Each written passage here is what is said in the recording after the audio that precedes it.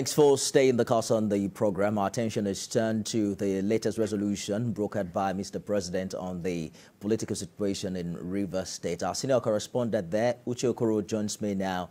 Uche, let's begin with the first reaction we are getting from Governor Fubara. Tell us more about his position on that resolution. Everyone has been waiting for the return of the governor and his entourage from Abuja, and upon his return, his very first stop was that convocation ceremony of at Pamo University there. The governor also actually read a prepared speech at that event. When it was time for him to deliver his address, he read a prepared speech, and at the end of that speech, he took time to address the issues in Rivers State. Specifically, he is saying he was sounded very emotional at that time. He said there was no. He started by commending the people of Rivers State who have been with him, who have stood by him since this crisis broke out. He appreciated their support so far, saying that he doesn't take it for granted. And then he ended by saying no prize is too big for peace to reign, meaning that indeed he acknowledges the fact that a big price indeed has been paid. A huge sacrifice has been made for this crisis to be resolved at that level by way of what we understand to be resolutions reached between both parties yesterday in Abuja. So the governor sounded very emotional in his voice and the look on his face as well, saying that just paints a picture to you as the toll this has had on him as a first-term governor of Rivers State. So he has said no price is too big to pay, and that he will continue to pay it. Those were his last words on the issue upon his return from Abuja here in Port Harcourt. Can you tell if any action has been taken in line with some of the resolutions, particularly the one that calls for an immediate withdrawal of the cases in court? Well, I'm not privy to any such information as to if any visible actions have been taken.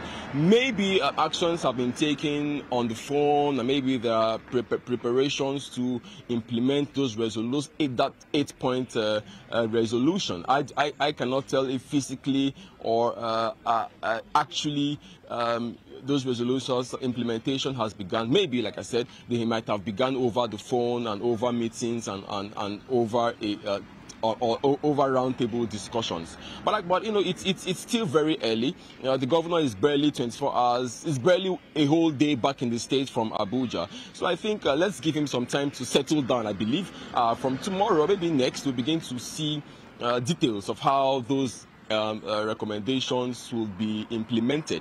We do not know for now where, you know, one of the recommendations that was put forward there was for the assembly to sit in a designated, choose a designated place and begin their sitting. So right now we do not know where that place of a sitting would be.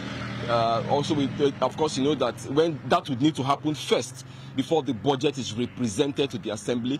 That would also need to happen first before the names of those commissioners who resigned will be submitted there to the assembly for screening again. So at the center of all of this is the House of Assembly choosing a designated place to sit as recommended by that 8-point resolution yesterday. So as I speak to you, I cannot authoritatively confirm that implementation has begun, but then again, the governor is just hours back in the state from Abuja.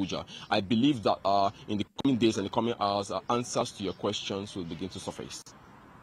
I'm sure you've heard from Eden Clark. I spoke myself with the chairman of the Rivers Elders and Leaders Forum, and both of them seem to take exception to some conditions on that list, particularly the withdrawal from court, the cases Governor Fubara Camp has taken to court.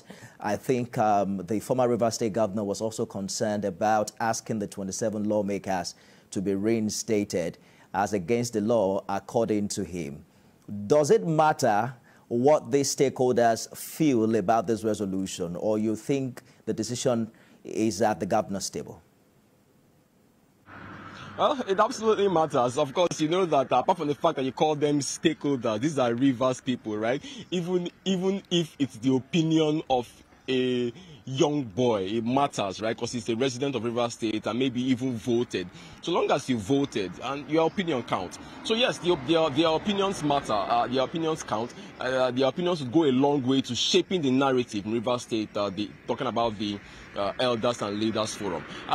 But you know, their reaction, from what you have said, their reaction is no surprise. It paints for you the almost general feeling in the air in Rivers State. There are a lot of persons who are of the opinion that those resolutions fell massively short of expectation. So I wouldn't be surprised if those elders and leaders share the same opinion. We only hope to see how the governor would perhaps placate those who are disappointed, or defend or explain to those persons who are disappointed by his position on his position that led to the signing of that 8-point resolution. My prediction, Uche, I don't think the end has come to the breaking news from Rivers. So keep an eye on the developments. We'll be back with you once you have them. Uche Okoro live for us in Port Harcourt. I'm joined now by